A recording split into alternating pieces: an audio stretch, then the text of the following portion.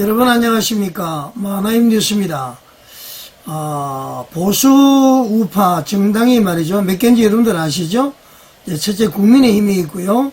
자유통일당이 있고, 그 다음에 자유민주당이 있습니다. 그리고 이제 우리 공화당이 있고요. 근데 그 자유민주당은 아마 김문수 전 장관을 지지하는 것으로 이제 아마 이 결론을 낸 것 같습니다. 그럼 실질적으로 남아있는 당이 국민의힘, 자유통일당, 우리 공화당 이렇게 돼 있죠. 그래서 이제 지금은 계속 국민의힘에만 이렇게 이제 시선이 쏠릴 수밖에 없는데, 그래서 뭐 현재의 원내 진출된 당이 국민의힘밖에 없기 때문에 그렇죠. 그러나 이제 최종적으로 대통령 후보가 결정이 될 때는 이 보수 우파 정당은 연합을 해야 된다. 그것이 제가 이제 계속 주장하는 것이고 말이죠. 여기에는 대국본의 전광훈 목사님도 참여를 해야 된다. 저는 그렇게 이제 생각을 합니다. 오늘 좀 말씀을 드리고 싶은 것은 말이죠. 국민의힘에서 뭐 지금 자천타천 10여 명이 이렇게 대통령 후보자 경선에 출마를 하는 것 같습니다. 그래서 지금 최종적으로 의견 모아진 것이 말이죠. 100% 여론조사를 통해서 4명을 선택을 우선 1차적으로 하겠다 그런 것입니다. 그래서 그 100% 여론조사는 100% 여론조사 중에서도 50%는 완전 당원, 그리고 50%는 무당청, 어느 정당도 지지하지 않는 사람, 그러니까 전화를 할 때 아마 그렇게 파악을 하는 것 같습니다. 근데 좀 문제는 말이죠. 무당청이라고 그러지만은 더불어민주당이나 또 국민의힘이나 또 다른 정당의 당원이면서도 무당청이다. 이렇게 할 수도 있고요. 그래서 이제 공정한 것이 되겠느냐. 일단은 저는 개인적으로 말이죠. 이렇게 이제 일단 그 당내에서 경선을 통해서 국민들에게 어떤 다가가는 이런 모습이 되어야지, 처음부터 국민 여론을 조사한다는 것은 책임 정치와는 어긋난다. 그렇게 저는 일단 생각을 합니다. 자, 여러분, 동아일보에서 말이죠. 기사를 한 개 낸 게 있습니다. 자, 국민의힘의 그 경선 방침이 정해지고 난 다음에 지금까지 말이죠. 통계를 내보니까 1강 3중으로 나타났다. 그렇게 보도가 되어 있습니다. 1강은 뭐 여러분 아시겠지만은 김문수 전 장관, 2강은 홍준표 전 대구시장, 대구시장 사퇴를 했죠. 그 다음에는 오세훈 서울시장, 그리고 한동훈 이렇게 되어 있습니다. 아마 안철수 의원은 이제 완전 밖으로 밀려나는 것 같습니다. 그분은 참 좋은 순간이 있었는데 말이죠. 우유부단하고 뭐 양보하고 이렇게 해서 이제 결국은 그분은 이제 이렇게 관심 밖으로 완전히 사라지는 것 같다. 그렇게 볼 수가 있고요. 일단 한번 기사를 여러분 보시겠습니다. 자, 여러분, 동아일보에서 말이죠. 국힘 1차 경선 룰을 적용할 때는 1강은 김문수, 3중은 홍준표, 오세훈, 한동훈 이렇게 지금 되어 있습니다. 그래서 지금 그 소주제를 보니까 말이죠. 최근 여론조사를 분석해 보니까 4명이 압축될 1사 경선으로 경선 컷오프가 주목이 되는데, 국힘 지지자, 국민의힘 지지자, 그리고 무당청에서 김문수 전 장관이 강세를 띠고 있다. 그리고 이제 토론의 내용에 따라서 결과가 뒤바뀔 수도 있는데, 역선택 방지를 하기 위해서 그 지금 무당청에만 조사한다고 그랬죠. 그래서 유승민 전 의원은 본인의 거취에 대해서 지금 숙고를 한다. 그런 기사입니다. 도표를 한번 보겠습니다. 여기 나와 있는 대로 국민의힘 지지층과 무당청 기준 국민의힘 대선 후보 경선도 그래 되어 있습니다. 가장 가깝게는 이제 4월 6일, 7일 뉴스원과 한국갤럽에서 조사한 것. 두 번째는 JTBC 메타보이스 5일에서 6일이죠. 그리고 4일에서 5일 서울경제 한국갤럽에서 조사한 것인데요. 모두 이제 무선 전화 면접을 했습니다. 보니까 말이죠. 거의 이제 표변수는 다 480여 명인데, 일단 김문수 24, 26, 23 이렇게 나타나고 있고요.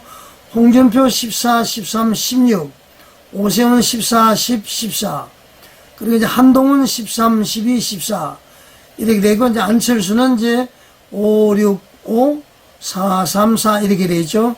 뭐 엄밀히 말하면은 아까는 이제 1강 3중이라고 그랬는데 1강 3중 2약 이렇게 보면 되겠습니다. 그러면 전체에 6명이 되겠죠. 최종적으로 이제 누가 선택이 될지 한번 봐야 될 것 같습니다. 지금 이제 4명이 압축이 되고 나면은 컷오프가 되고 나면은 이제 4명이 순회 경선을 한다든가 여러 가지가 있을 수가 있겠다. 이제 그렇게 판단이 되어지네요, 여러분. 자, 그래서 제가 이거 한번 말이죠. 이 밑에 기사를 한번 보니까 국민의힘이 확정한 그 6.3 대선 경선 룰에 따라서 최근 여론조사를 분석한 결과 아까 이야기했듯이 1강 3중 2약으로 나타났는데 이게 이제 소위 말하는 그 역선택 방지 조항 이게 뭐냐면은 국민들 일반 여론을 다 조사하는 것이 아니라 그 여론을 조사하면서 무당청만 하겠다 그러는 건데 유승민 전 의원은 이것이 잘못되었다 이렇게 주장을 하는 것 같습니다. 그런데 좀 저는 생각이 좀 다릅니다. 이 정당이라는 것은 책임 정치를 해야 되잖아요. 그래서 국민 여론을 왜 보죠? 그동안에 정당이 해왔기 때문에 자기들이 해왔던 것에 대해서 심판을 받아야 되는 것이죠. 그래야만 책임 정치가 구현이 됩니다. 우리나라는 정당이 말이죠. 책임 정치 구현이 없는 것 같습니다. 그러나 이제 대부분 야당은 계속 진속이 되는데 여당 같은 경우 지금 보수파 같은 경우는 그냥 당이 몇 번씩이나 바뀝니다. 그것은 이제 우선 나중에 한번 말씀을 드리기로 하고요. 자, 여러분. 아까 보니까 이제 1강 3중 2약 이렇게 되어 있는데요. 국민의힘의 룰을 보게 되면은, 당원 50%, 일반 국민 중에서도 무당청 50% 그렇게 되어 있죠. 저는 말이죠. 100% 당원으로 해야 된다. 1차 컷오프 할 때는 당원의 의견을 받들고 난 다음에 그 다음에 그것을 또 여론을 봐야 되지 않겠냐. 그래야만 이제 책임 정치가 구현이 되는 거 아니겠습니까, 여러분? 여러분 이렇게 잘 아시겠지만은 정당은 말이죠. 책임 정치입니다. 책임 정치. 정당이 왜 존립하느냐. 정당의 목표는 말이죠. 집권이 목표예요. 집권이 목표인데 말이죠. 정당이 이제 대통령 후보를 내는 것은 우리나라에서는 뭐 집권하기 위해서 그리고 이제 그동안의 모든 정책 또 의정활동 대국민 봉사 이런 것을 통해서 말이죠. 그 정당이 자기가 해온 것을 책임을 지기 위해서 이렇게 이제 대통령 선거에 나가게 되는 것입니다. 그러지 않습니까, 여러분? 자, 그래서 1차적으로는 말이죠. 최종적으로는 국민에게 선택을 받겠지만은 책임 정치 구현이라는 그 차원에서는 1차적으로 컷오프는 당원에서 당원들이 결정해야 되는 것이 맞지 않나. 저는 이제 그렇게 생각을 하고요. 지금 여러분들 보면은, 대통령 후보로서 지금 한덕수 국무총리 영입을 얘기를 많이 합니다. 이 얘기는 말이죠. 이기기 위해서 한덕수 총리를 영입을 한다.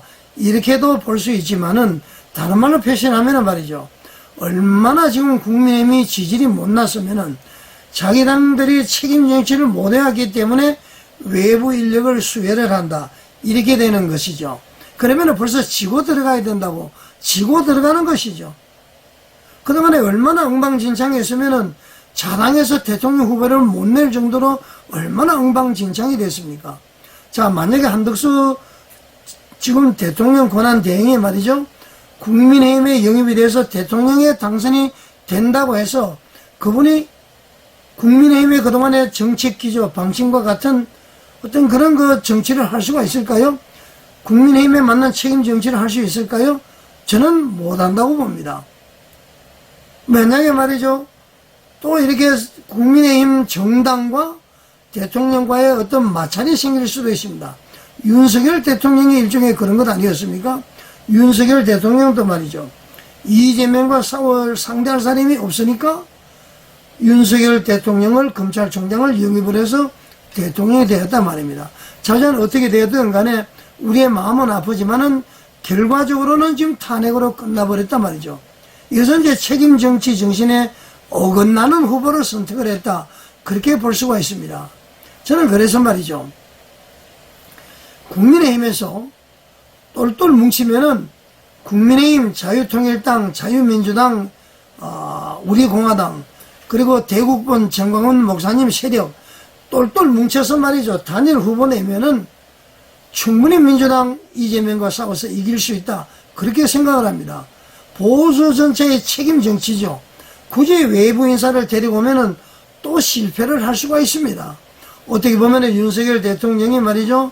본인이 장렬히 전사함을 통해서 현재 우리나라의 민주당의 폐악질과 그 다음에는 우리나라에 처해져 있는 반국가 세력, 종북 세력을 아주 적나라하게 보여줘서 말이죠.